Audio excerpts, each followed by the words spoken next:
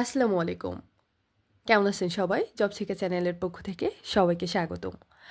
আমি জব শিখা চ্যানেলে যখন অগ্রদূত বাংলা বইয়ের ধারাবাহিকভাবে অনেকগুলো ক্লাস আপলোড করছি, তখন আপনাদের অনেকেরই রিকোয়েস্ট আসছে যে আপু ম্যাথ এবং ইংলিশের উপরে এরকম ধারাবাহিকভাবে ক্লাস আপলোড করেন। তো ভাবলাম আমি যেহেতু ইংলিশের জন্য মাস্টার বইটা ফলো করি, তো মাস্টারটাই কেন নয় যে মাস্টারের থেকে আমি প্রথম থেকে ধারাবাহিকভাবে ক্লাস আপলোড করি। তো আজকে আমরা একেবারে পেজ অন থেকে পড়াশোনা স্টার্ট করব। প্রথমে যেটি আছে পার্টস অফ স্পিচ সম্পর্কে। তো চলেন শুরু করা যাক আজকের ক্লাসটি।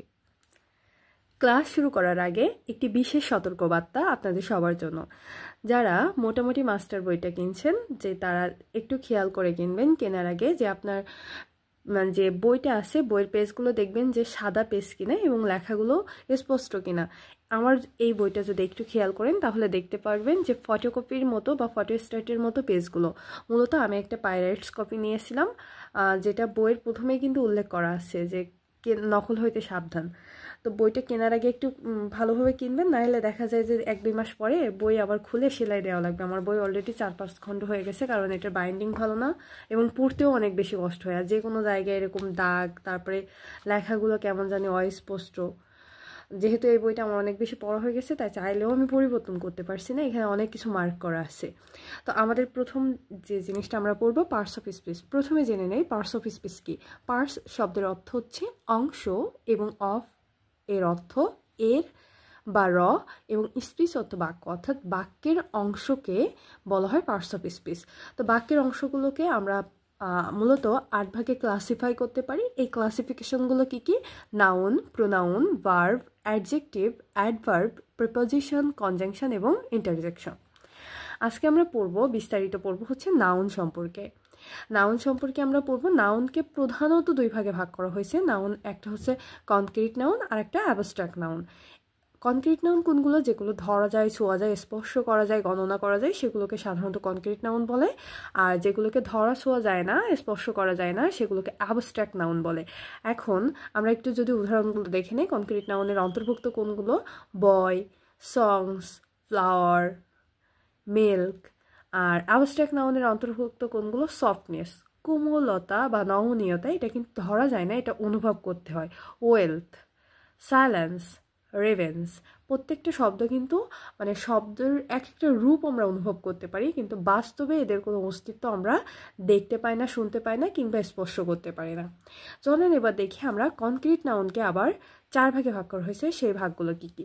Proper noun, common noun, material noun এবং কালেকটিভ নাউন। তবে অনেক গ্রামারবিদ আছেন যারা এই ম্যাটেরিয়াল নাউনকে সাধারণত উল্লেখ করেন না। তাদের মতে নাউন হচ্ছে 4 প্রকার। তো এখন আমরা পড়ব প্রপার নাউন সম্পর্কে বিস্তারিত। প্রপার নাউন চেনার সবচেয়ে বড় যে উপায় সেটি হচ্ছে প্রপার নাউন সাধারণত ক্যাপিটাল লেটার দ্বারা সূচিত হয়। তাহলে আমরা যদি সংজ্ঞাকারে একটু এটা সহ বলি, সংজ্ঞাটা এরকম আসে যে ক্যাপিটাল লেটার দ্বারা সূচিত নির্দিষ্ট ব্যক্তি, বস্তু, স্থান ইত্যাদির নিজস্ব নামকে আমরা প্রপার নাউন বলতে পারি। যেমন এখানে আমরা কিছু উদাহরণ দেখে নেই: Bangladesh, Karim, Rabindranath, Dhaka, the Padma, Rome, Africa, New York etc.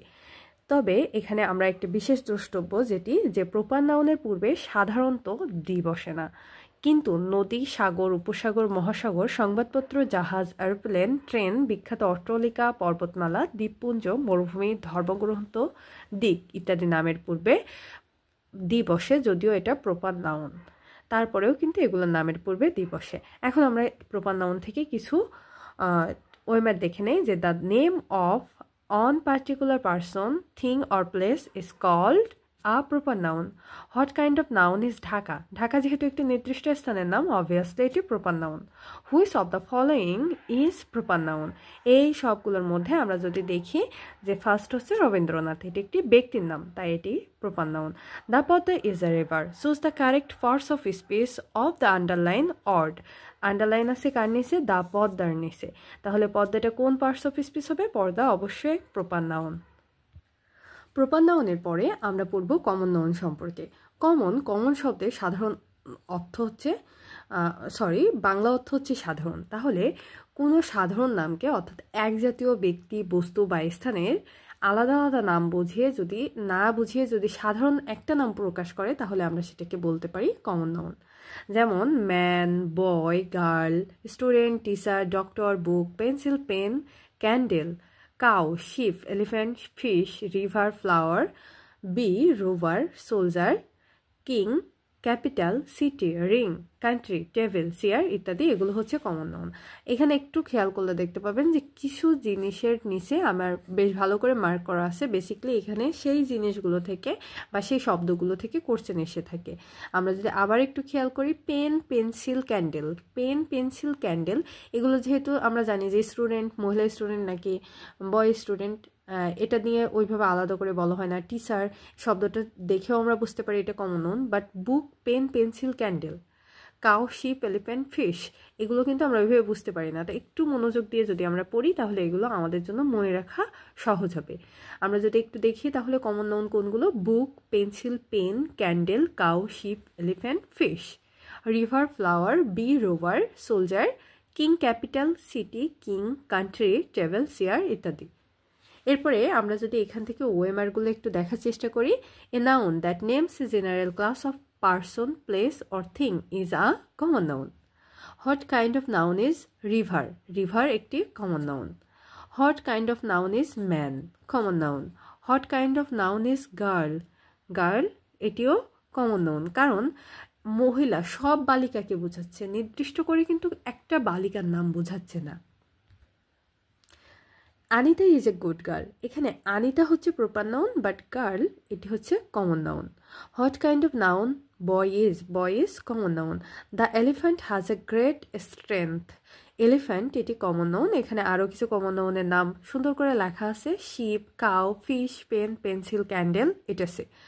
আচ্ছা, I recognize your voice at once, কণ্ঠস্বর, কণ্ঠস্বর সাধারণত কমন নাউন। এখানে ভয়েস হচ্ছে কণ্ঠস্বর, এর সিঙ্গুলার এ ভয়েস আর প্লুরাল হচ্ছে ভয়েসেস, যার কারণে এটি কমন নাউন। কমন নাউন যেহেতু একের অধিক এবং এগুলোকে গণনা করা যায়, অর্থাৎ যেহেতু এর সিঙ্গুলার প্লুরাল আছে এই জন্য ভয়েস হচ্ছে কমন নাউন। এটা যেহেতু গুরুত্বপূর্ণ, দেখেন দেখেই বোঝা যাচ্ছে না, আর এখানে আবার ব্যাখ্যাও দেওয়া আছে, এই জন্য একটু মনে রাখবেন যে I recognize your voice at once, এটি কোন ধরনের ভয়েস, কোন ধরনের নাউন, এটি কমন নাউন। এরপরে আমাদের প্রপার নাউন এবং কমন নাউনের মধ্যে পার্থক্য কি সেটা একটু দেখব।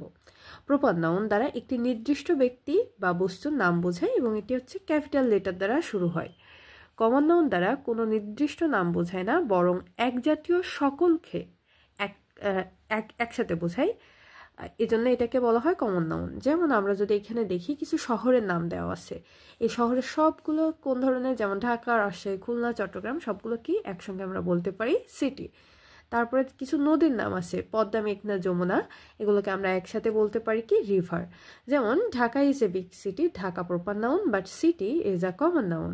Dhaka is a big city, city is a common noun. এরপরে আমাদের কমন নাউন পড়ার পরে আমরা এখন দেখব প্লুরাল কমন নাউন সম্পর্কে। কিভাবে প্লুরাল কমন নাউন গঠিত হয়। সাধারণত যখন অ্যাডজেক্টিভের পূর্বে দা যোগ করা হয় তখন সেটা হয় প্লুরাল কমন নাউন। তবে অ্যাডজেক্টিভের পূর্বে যদি পরে যদি এস যোগ করা হয় তাহলে কিন্তু সেটা প্লুরাল কমন নাউন হবে না। কিন্তু অ্যাডজেক্টিভের পূর্বে যদি আমরা দা যোগ করি তাহলে প্লুরাল কমন নাউন। যেহেতু অ্যাডজেক্টিভের পূর্বে দা যোগ করে সাবজেক্টটি প্লুরাল হচ্ছে, তাহলে ভার্বটি অবশ্যই কী হবে, প্লুরাল হবে। যেমন there is no law for the rich and another for the poor. তারপরে দেখেন দ্য রিচ প্লান, এখানে কিন্তু প্লান্স হয়নি, দ্য রিচ হচ্ছে এখানে ধনীরা, এটা অ্যাডজেক্টিভের পূর্বে দা বসে এটা প্লুরাল নাউন হয়েছে, তাই এর পরবর্তীতে প্লানটা কি হবে, plural verb. For tomorrow, the poor for today, অর্থাৎ ধনীরা আগামী দিনের জন্য পরিকল্পনা করে কিন্তু গরিবেরা আজকের জন্য পরিকল্পনা করে। The valiant never taste of death but once. তারপরে দেখেন এখানে দ্য পুর লিপস হবে না, live for hand to mouth. The wise does not না হয়ে কী হবে, ডু নট, কারণ এটা প্লুরাল, তারপর পরবর্তী ভার্বটা কী হবে, প্লুরাল হবে। দ্য ওল্ড ফিলস হবে না, ফিল হবে। দেন দ্য ইয়াং, আচ্ছা দ্য আনএমপ্লয়েড ইজ হবে না, আর হবে। আমরা যদি এখানে একটু দেখি যে এখানে লেখা আছে দা প্লাস অ্যাডজেক্টিভ, এটা হচ্ছে কমন নাউন, এর পরে প্লুরাল ভার্ব বসে। দা প্লাস অ্যাডজেক্টিভ মিলে প্লুরাল কমন নাউন গঠিত হয়, তাই এর পরবর্তী যে ভার্বটি বসবে সেটা হবে প্লুরাল ভার্ব। কিন্তু ব্যতিক্রম আছে কিছু কিছু প্লুরাল কমন নাউনের ক্ষেত্রে। সেই ব্যতিক্রমগুলো কী কী? দ্য অ্যাকিউজড আসামিরা, দ্য ডিকেসড এবং দ্য আন্ডারসাইন, এই তিনটা সাধারণত সিঙ্গুলার এবং প্লুরাল উভয় হিসেবে ব্যবহার হতে পারে। যেমন আমরা একটু উদাহরণগুলো যদি দেখি, all the accused have pleaded guilty, pleaded guilty. The accused was oblique war, যে কোনোটাই আমরা দিতে পারি, রিলিজ অন বেইল, অথবা দ্য অ্যাকিউজ অজ অ্যাপ্লিক ওয়ার, যে কোনো একটা এখানে কারেক্ট হবে, ফাউন্ড ইনোসেন্ট। তাহলে আমরা এখন যদি এই টপিকের উপরে আমরা একটু নিচের টিক দুইটা একটু খেয়াল করি, যে the poor are always unhappy. The poor এটা কোন নাউন? অবশ্যই পুর হচ্ছে অ্যাডজেক্টিভ, অ্যাডজেক্টিভের পূর্বে দা আছে, তাহলে এটি হবে plural common noun. I think that should pay the more taxes, অর্থাৎ কাদের বেশি বেশি ট্যাক্স দেওয়া উচিত? শুড পে, এটা দ্য রিচ, ধনীদের। The poor always honour the rich, অর্থাৎ হচ্ছে কাদেরকে তারা সম্মান করে? গরিবেরা ধনীদের। তাহলে এই যে দ্য রিচ, এটি একটি নাউন। কোন ধরনের নাউন? এটি একটি প্লুরাল কমন নাউন। এই যে রুলটা, সেটা হচ্ছে যে কমন নাউন কখন, প্লুরাল কমন নাউন কখন হবে? যখন অ্যাডজেক্টিভের পূর্বে দা যোগ হবে, তখন সেটি প্লুরাল কমন নাউন হবে, এবং তার শেষে সাধারণত প্লুরাল ভার্ব ব্যবহৃত হবে। এর পরবর্তীতে যেটা আছে সেটি হচ্ছে কালেকটিভ নাউন। কালেকটিভ শব্দের অর্থ হচ্ছে সমষ্টি, অর্থাৎ এক জাতীয় ব্যক্তি বা বস্তুকে একসঙ্গে যখন বোঝায় কোনো একটি শব্দ দ্বারা, সেটাকে কালেকটিভ নাউন বলে। এখন যেমন আর্মি, সেনাবাহিনী, অডিয়েন্স, শ্রোতামণ্ডলী, ক্রাউড, জনতা বা ভিড়, committee, clergy, class, family, flock, herd, fleet, jury, majority, minority, nation, team, mob, navy, parliament, public ইত্যাদি। তাহলে এগুলো আমরা একটু মনে রাখার চেষ্টা করি। আবার army, audience, crowd, committee, army, audience, crowd, committee, army, audience, crowd, committee, clergy, class, family, flock, herd, fleet, jury, majority, minority, nation, team, mob, navy, parliament এবং পাবলিক। একটু যদি খেয়াল করেন তাহলে দেখবেন অডিয়েন্স বলতে কি বোঝায়? শ্রোতামণ্ডলী। তাহলে আমরা যে অর্থগুলো দেখি, যে অনেক শ্রোতা, তো আর শ্রোতামণ্ডলী একজন না, অনেকটা। ক্রাউড একজন লোক নিয়ে তো জনতার ভিড় হয় না, অনেক নিয়ে। কমিটি একজন নিয়ে তো একটা কমিটি বা সমিতি গঠিত হয় না, অনেক ব্যক্তি নিয়ে। তাহলে আমরা যদি অর্থগুলো একটু বোঝার চেষ্টা করি, তাহলে দেখবেন যে কালেকটিভ নাউনগুলো আমরা খুব সহজে আইডেন্টিফাই করতে পারি। এরপরে এখানে দেখেন an army, a collection of soldier, অর্থাৎ হচ্ছে একটা দেশের বা কোনো একটা সেনাবাহিনীর, যতগুলো সেনাবাহিনী আছে তাদের কালেকশনকে বা সমষ্টিকে একসঙ্গে বলা হবে হচ্ছে আর্মি। তো এখান থেকে আমরা এগুলো মোটামুটি পড়া হলো। এরপরে আমরা একটু দেখব যে তবে ক্যাটেল অর্থাৎ গবাদি পশু, পুলিশ, পিপল, পোলট্রি, ভার্মিন এসব কালেকটিভ নাউন গঠনে সিঙ্গুলার কিন্তু প্লুরাল হিসেবে ব্যবহৃত হয়। এই শব্দগুলো যদিও দেখতে সিঙ্গুলার, তবে এগুলো সাধারণত কি হিসেবে ব্যবহৃত হয়? প্লুরাল হিসেবে। তাই এদের পরবর্তীতে ভার্বটা কি হবে? প্লুরাল। যেমন ক্যাটেলের পরে কি হবে? ইজ না হয়ে আর। তারপরে দ্য পুলিশ, অজ না হয়ে এখানে কি হয়েছে? ওয়ার। তাহলে এগুলো কি কি, কোন কোন নাউনগুলো দেখতে, কালেকটিভ নাউনগুলো, এগুলো দেখতে সিঙ্গুলার হলেও এদের পরে সাধারণত প্লুরাল ভার্ব ব্যবহৃত হয়। পুলিশ, ক্যাটেল, পিপল, পোলট্রি এবং ভার্মিন। প্রথম যে ওয়েমারটা আসছে এখান থেকে, যে what kind of noun cattle is. Cattle একটি কোন নাউন? এটি একটি কালেকটিভ নাউন। কোন ধরনের কালেকটিভ নাউন? এটি কিন্তু একটি প্লুরাল কালেকটিভ নাউন। এটি কিন্তু দশম বিসিএসের একটা question. The a herd of cattle is passing. Herd, herd বলতে সাধারণত ঝাঁক বা দলকে বোঝানো হয়েছে। এ হিরিড, তাহলে এটা কোন ধরনের কালেকটিভ নাউন? এটি কোন ধরনের নাউন? এটি একটি কালেকটিভ নাউন। দ্য আর্মি, আর্মিও কিন্তু সমষ্টি বোঝাইছে, তাহলে এটি কালেকটিভ নাউন। ফ্লিট কোন ধরনের? এটি ফ্লিটও হচ্ছে কালেকটিভ নাউন। এরপরে আছে ফল্ক, এটিও কালেকটিভ নাউন। ফ্যামিলি, ফ্যামিলিও হচ্ছে কালেকটিভ নাউন, অর্থাৎ অনেকগুলো সদস্য মিলে একটা পরিবার গঠন করা হয়। The crowd was very big. Crowd অর্থাৎ হচ্ছে এখানে যে অনেক মানুষের ভিড়, তাহলে এটা কালেকটিভ নাউন। এখানে কিছু কিছু শব্দ আমাদের একটু মনে রাখতে হবে, যে কোন কোন শব্দগুলো সাধারণত কোন কোন নাউনের পূর্বে বসে কালেকটিভ নাউন বোঝায়। দেখেন, কিছু কমন নাউনের সমষ্টি হচ্ছে কালেকটিভ নাউন। যেমন স্টুডেন্ট, স্টুডেন্ট হচ্ছে কমন নাউন, বাট এর পূর্বে যদি আমরা ব্যাস যোগ করি তাহলে সেটা ছাত্রের দল, তখন সেটা কি হয়ে যায়? Collective noun. লেডিস, লেডিসের পূর্বে কি যোগ হয়?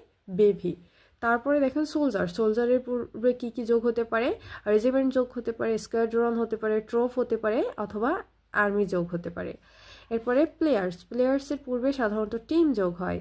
কাউস, হিরিড যোগ হয়। ক্যাটেল, হিরিড অথবা ড্রোভ। ডিয়ার, ডিয়ার অথবা সুইন, দুইটার পূর্বেই হিরিড যোগ হয়। এর পূর্বে pack. Wolves, pack. Asses, pack. তাহলে প্যাক যোগ হয় কয়টা জিনিসের শেষে? 3টা জিনিসের পূর্বে, হাউন্ডস, উলফস এবং অ্যাস। রোভারের পূর্বে সাধারণত ব্যান্ড অথবা গ্যাং, অর্থাৎ এ গ্যাং অফ রোভার অর্থাৎ ডাকাত দল। তারপর শুজ, শুজ হয় একটা পেয়ার, পেয়ার মানে জোড়াই হচ্ছে এক জোড়া শুজ হয়। Director, a board of director. Oars, a cluster. Trees, a group of trees অথবা ক্লাম্পও হতে পারে। পিপলের পূর্বে সাধারণত গ্যাদারিং অথবা ক্রাউড, যে কোনোটাই হতে পারে। থ্রোও হতে পারে। Chickens, a brood. Talents, galaxy, galaxy of talents, galaxy of star. A host of sparrows, এটা আসছে, এটা প্রিভিয়াস ইয়ারের কোর্সে। A host of sparrows. A flight অথবা ভলি অথবা shower of arrows. A home guards, a squad of home guards. তো এখান থেকে দেখেন, এখান থেকে বেশ কিছু কমন নাউনের পূর্বে কিছু কিছু শব্দ যোগ হয়ে এই কমন নাউনগুলো সাধারণত কালেকটিভ নাউন হিসেবে রূপ নেয়। তো এখান থেকে এ পাশগুলো পড়ে ফেললাম, এ পাশগুলো একটু দেখে পড়ে নেবেন, নাহলে ক্লাসের ডিউরেশনটা অনেক বেশি হয়ে যাচ্ছে। I saw dash a cows on the field, আমরা কাউয়ের আগে কি দেখলাম যে হিরিট হতে পারে। তারপর a group of lions is called a pride of lions. A groups of lions is called a pride of lions. তাহলে লায়ন্সের পূর্বে কি যোগ হয়? Pride. Which collective noun is use to describe a number of sheep. Sheep আমরা একটু আগে দেখলাম, শিপের পূর্বে কি বসে? Flock. I saw dash of monkey, I saw a troop of monkey. তাহলে লায়নের পূর্বে প্রাইড বসে, শিপের পূর্বে ফল্ক, মানকির পূর্বে ট্রুপ। ট্রুপ কিন্তু আমরা আরও একটা দেখলাম ঘোড়ার পূর্বে, হর্সের পূর্বেও কিন্তু ট্রুপ বসে, বানর এবং ঘোড়া এই দুইটার পূর্বে ট্রুপ বসে। এগুলো একটু মনে রাখবেন, যেহেতু এখান থেকে সরাসরি এইভাবে কোশ্চেন দেয়, একটু বারবার পড়লে এই চারটা, তাহলে কিন্তু মোটামুটি মনে থাকবে। আমি একটু জুম করে দেখানোর চেষ্টা করতেছি, যাতে করে প্রয়োজন পড়লে আপনারা এটা দেখে নিতে পারেন। এখানে ক্লাসটা পজ করে একটু পড়ে ফেলতে পারেন। Question would be answered by a panel of experts. What is the collective noun for a group of patriarchs? Covey. প্যাট্রিডাইস হচ্ছে তিতির পাখি এবং কভি হচ্ছে তিতির পাখির ঝাঁক। গ্যাজেল রাজহংসের ঝাঁক, স্কুল মাছের ঝাঁক, ফল্ক পাখির ঝাঁক বা মেষের পাল, প্রাইড সিংহের দল, পিকক ময়ূরের ঝাঁক। What is the collective noun of knife, fork, spoons and other eating utensils? Cutlery. Cutlery হচ্ছে নাইফস, ফর্ক, স্পুন এবং other eating utensils. But crockery হচ্ছে প্লেটস, কাপ এবং ডিশেস ইত্যাদির কালেকটিভ নাউন। আর ইটারি হচ্ছে রেস্টুরেন্ট বা ভোজনালয়।